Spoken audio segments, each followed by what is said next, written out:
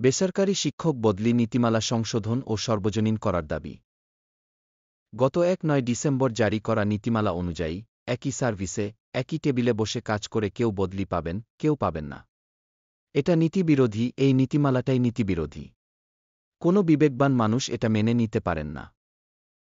সম্প্রতি জারি হওয়া বেসরকারি শিক্ষকদের বদলির নীতিমালাকে চরম নীতিবিরোধী ও অনাচার সৃষ্টিকারী বলে অভিহিত করে অবিলম্বে তা সংশোধন করতে সরকারের প্রতি আহ্বান জানানো হয়েছে। গতকাল শনিবার দৈনিক শিক্ষার্থকম কনফারেন্স হলে আয়োজিত বেসরকারি শিক্ষকদের সর্বজনীন বদলি নীতিমালা শীর্ষক টকশোতে অংশ নিয়ে শিক্ষাবিদরা এই দাবি তোলেন। গত ১-৯ ডিসেম্বর জারি করা নীতিমালা অনুযায়ী একই সার্ভিসে একই টেবিলে বসে কাজ করে কেউ বদলি পাবেন, কেউ পাবেন না। এটা নীতিবিরোধী, এই নীতিমালাটাই নীতিবিরোধী।